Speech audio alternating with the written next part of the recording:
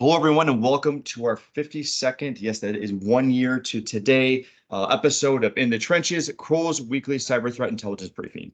I would sing happy birthday, but we're only on a limited time scale here, and I'm sure you guys don't want to hear my voice of happy birthday song. So my name is Keith Wojcicki, Global Head of Threat Intelligence. This week, we are joined by George Glass, Dave Truman, Mukesh Nagar, newcomer Ellie Tinkson, not to the team, but to the briefing, and of course our expert Sarah Becker, and they're all from our threat intelligence team. So today is May 28th, 2024, and we'll be covering the most recent trends our threat intelligence team is witnessing in the trenches. So let's talk news you can use for May 28th, 2024. So Veeam patch is a critical authentication bypass vulnerability. A new vulnerability being tracked as CVE 2024-29849 could allow for an unauthenticated threat actor to sign into any account via the Veeam Backup Enterprise Manager, or VBEM. The CVE holds a CVSS score of 9.8 and affects VBEM versions prior to 12.1.2.172. Now, the vulnerability was fixed in the VBEM version 172, so it is recommended at a minimum to update to at least the 172 version. Next, Rockwell Automation gives urgent notice to customers, and this is very interesting if you have anything to do with Rockwell. Rockwell Automation is an organization that largely supplies industrial control system products. It has reiterated to disconnect any of the devices from the internet to protect from threats.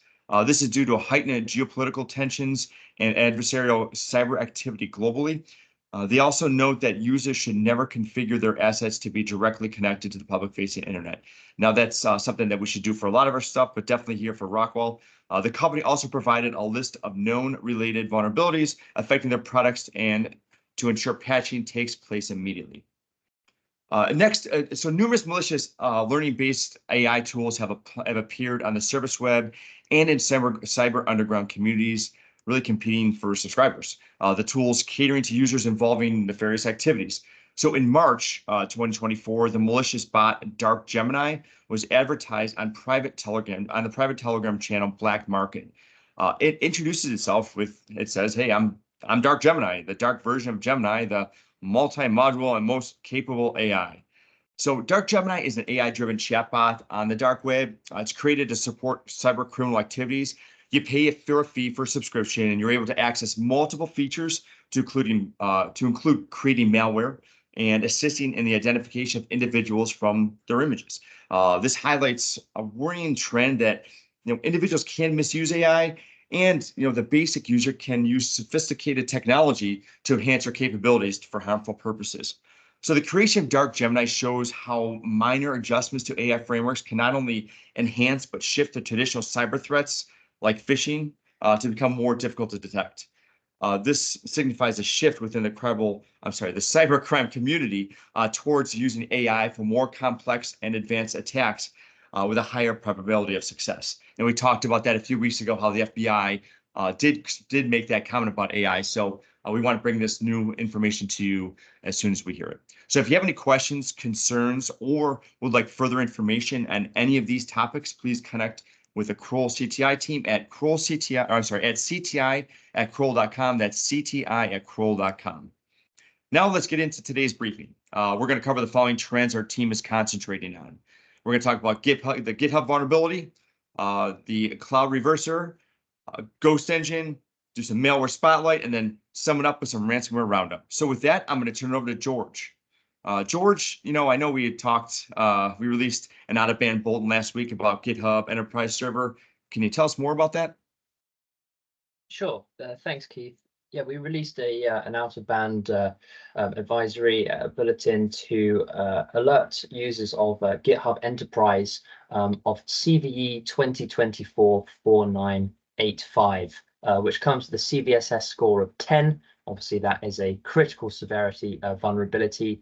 And we also note that security researchers are posting proof of concept code to GitHub.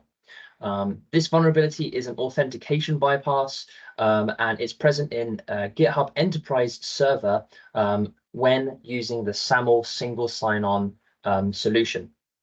There is an optional configuration for encrypted assertions, encrypted assertions, and GitHub notes in their advisory that the encrypted assertions are not enabled by default, and so that instances not using SAML SSO or encrypted assertions are not impacted. So although this is an incredibly impactful vulnerability, that is a non-default feature that would have to be enabled to enable a threat actor to bypass the authentication there. Essentially, what this allows an attacker to do is forge a SAML response, and that gives them access to essentially any user on the site and can provide them with administrative privileges. Of course, that has immense implications for secrets and keys that may be stored in that GitHub enterprise server, and of course code base as well, similarly to how we covered the GitLab vulnerabilities at the beginning of the year. The vulnerability affected all versions of GitHub enterprise server prior to 3.13, and there are fixed versions prior to that.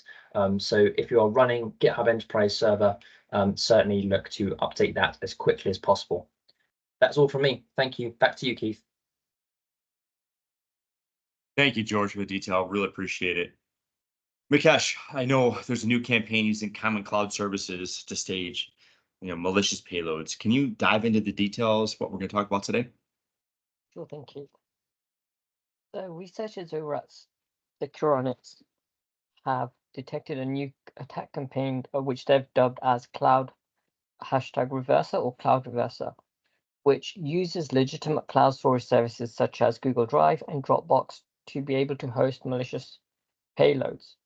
Now, according to the researchers, the VB script and PowerShell scripts within Cloud Reverser performs a command and control activities by managing file uploads and downloads through these cloud services.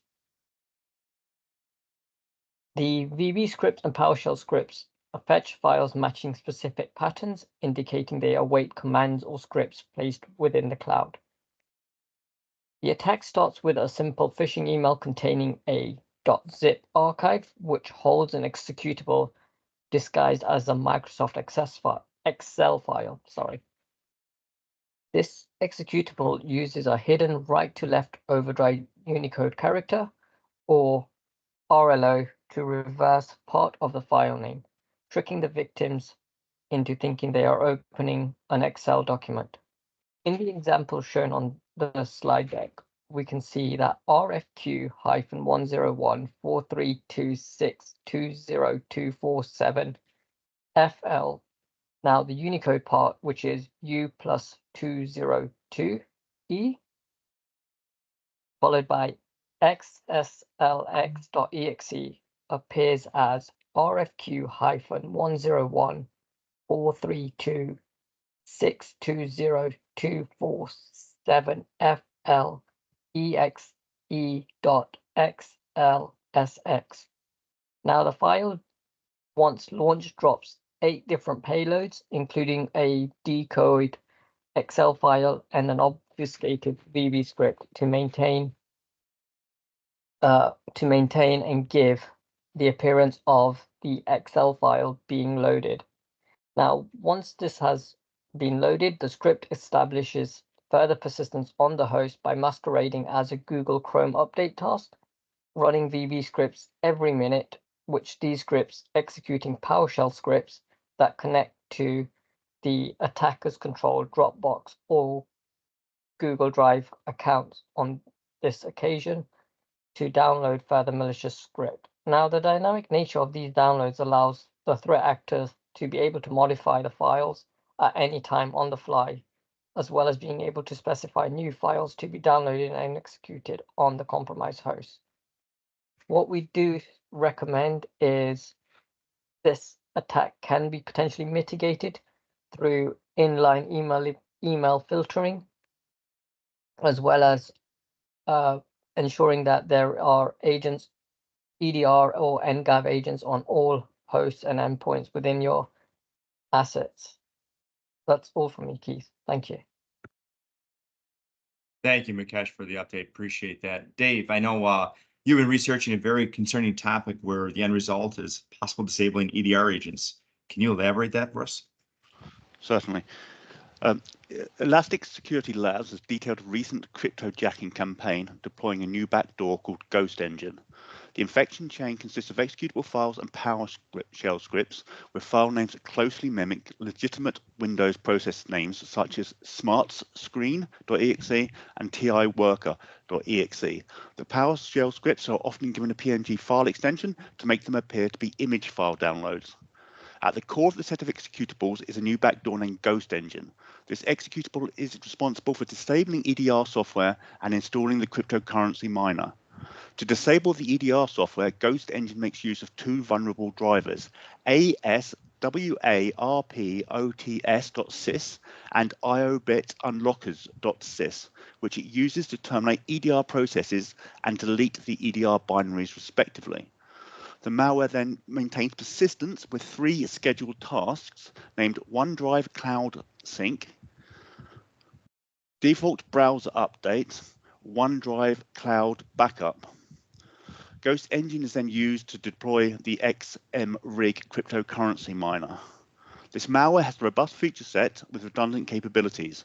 Turning off EDR can leave a machine vulnerable to other malware. It is recommended to monitor for malicious drivers and suspicious PowerShell processes. Also, it is advised, where possible, regularly audit EDR agent check-ins to make sure that all required EDR hosts are being actively monitored. Thank you. Keith? Thanks, Dave, for the detailed overview. Appreciate that. Now, let's dive into our Malware Chronicles with Ellie. Ellie? Thanks, Keith. So, STEALC is a potent info stealer malware designed in C, available on dark web forums since early 2023 and still very much active in the wild. Its primary function is to pilfer sensitive data from applications like web browsers, email clients, and messaging platforms. Additionally, it can extract files from infected systems, take screenshots, and deploy supplementary malware. The threat actor known as Plymouth is associated with the creation of STEALC, and on January 9, 2023, he advertised the malware on the XSS Cybercrime Forum. The developer also highlighted STEALC's standout feature, which is a PHP control panel hosted on the operator server, which enhances privacy. Distribution methods include fake websites, malicious email attachments, and loaders, and was recently seen delivered by ClearFake malware. Execution involves multi-stage process infiltrating systems through phishing, malicious downloads, or software vulnerabilities. And moreover, StealC detects virtual or sandbox environments by inspecting machine and usernames, specifically looking for identifiers used by the Microsoft Defender emulator. The malware also dynamically loads various Win API functions, and StealC communicates with its C2 server over HTTP, employing a multi-form structure to encode stolen data in base64. Upon interaction, the infected host shares its hardware ID and build name with the server. The server then responds with a base64 encoded string containing configuration data, including paths, file patterns, and targeted extensions or wallets. To evade detection, StealC attempts to remove traces of its presence by executing commands via shell execute XA, thereby deleting itself and any downloaded DLL files. That's all for me. Thanks. Going back to you, Keith. Thanks, Ellie. Appreciate that. Definitely for the overview there. So, Sarah, over to you for the ransomware expert roundup here. So it looks like the old school verification is taking charge with the new ransomware group. Can you provide us with a skinny on the new kids on the block here and what's going on? Of course, Keith. So yes, we do have another new group. Their name is Arcus Media, and they emerged this month. This was identified by the creation of their data leak site. They currently have 11 victims posted, and as well as the victim postings on their data leak site, they also have specified rules for their postings, regulations, and what is required for their operations and affiliates. So within their rules section of their data leak site, they do it a little differently. They do state that they will accept offers for data and will sell it. So this is any of the victim posted data. The full data will be leaked if a victim does not pay or no one buys the data. And each victim will be given a chance to remain private before the group posts them by contacting them directly to keep the victim safe from quote unquote the media. So before they publish and any news channels get a hold of it to say that so and so was breached.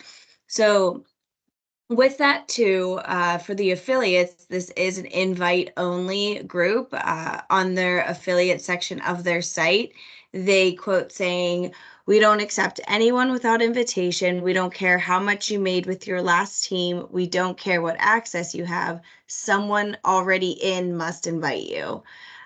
So another thing that was discovered with this new ransomware group is Lockbit Sup, who is admin for Lockbit on their Telegram channel. They did post a victim around the same time frame that Arcus Media also posted a victim on their data leak site. So this could possibly indicate that a Lockbit affiliate switched over to Arcus Media, because it's not unknown for affiliates to transition to other groups, especially with other groups being involved in takedowns or any other kind of discrepancies. So this is just kind of speculation for now that there is an affiliate involved, but it cannot be confirmed at this time. So we're keeping up to date with Arcus Media to see if they become a well-known group or if they kind of just remain under the radar. That's all for me, Keith. Thanks, Sarah, and I'll tell you, thought Lockbit was ended. Guess not. FBI's got to work a little harder to get him down this time. All right, with that, so 47 years ago today, the world was introduced to a galaxy far, far away. Star Wars was released in theaters and not only won 7 Oscars that year, but gave us the honor to meet C-3PO, R2-D2, Luke, Leia, Chewie, Han, and of course, Darth Vader. So thank you to George Lucas and happy 47 years. So I would like to thank everyone that's taken the time to tune in to Kroll's weekly cyber threat intelligence briefing. We hope you found this session informative. If you have any follow-up questions about the briefing or any other questions, please contact the CTI team at cti@kroll.com. That's cti@kroll.com. I hope everyone has a wonderful day. Thank you.